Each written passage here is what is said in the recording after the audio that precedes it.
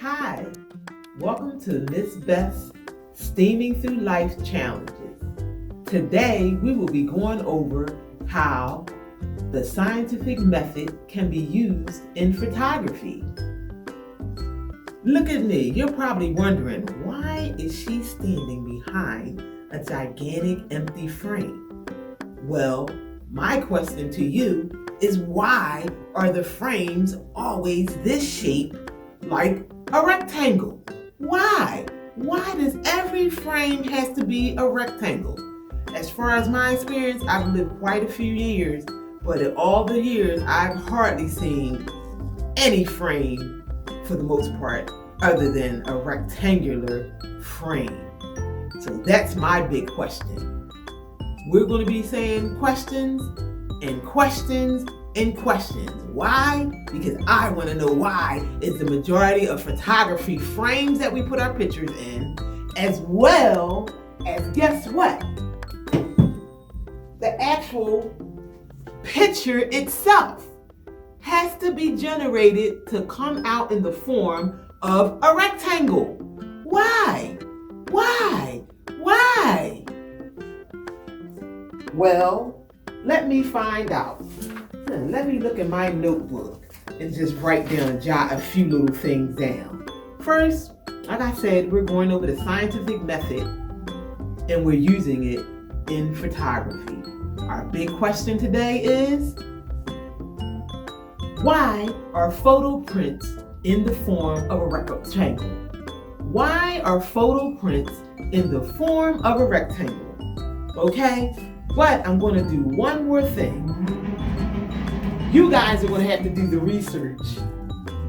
I'm right now going to say the hypothesis. Let me write that down too. Okay, the hypothesis is this. My educated guess. I'm going to answer my question. I'm going to take a chance. Cross your fingers. I believe that photos prints are generally the shape of a rectangle because most things can fit in it. Might sound really simple, or I don't know. You figure it out.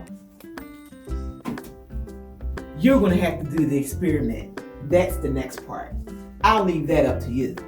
Also, you'll have to do the data analysis, meaning that after you do your experiment, look around your house, check out some things on the websites, do some serious online research. Mind to tell you guys, no hanging out. You really got to look. Do some serious investigations, because then you're going to have to end up with your final conclusion, or whether my hypothesis was the best guess for you to decide whether you're going to accept it or reject it. Okay? Now, let's go back to my big question. Why do I believe that photos are basically printed out in a rectangular shape?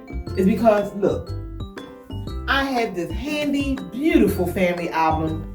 It's a couple of years old too. Might be older than some of you guys. Look, rectangles. Rectangles. Now I'm talking about from when I was a kid. Guys, rectangles. Why? You might see a few squares in there, but for the most part, rectangles are everywhere. Now, why are you probably thinking about, why is she so bothered about the rectangle in a photograph? Why? Because sometimes I realize when people have birthday parties or special events, everybody want to do their little frame like I just showed you. But guess what?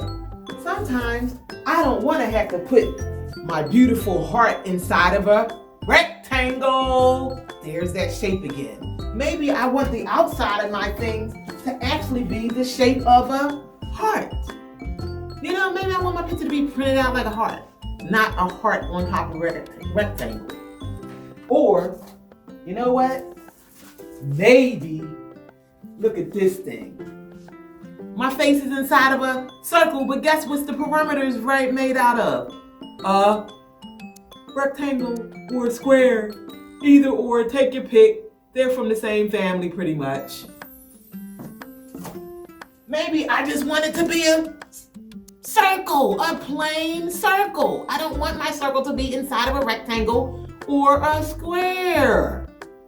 You figured it out. Okay, guys, I'm going to let you go. See, I just love that round shape around my face without it being a square or rectangle. Now, why am I making such a fuss? Because I want you guys to take the challenge, do some research, find out if my hypothesis is true, and guess what? Get back to me. Check out the link at the bottom, connect to the link, and go on and do your challenge. Don't be a square.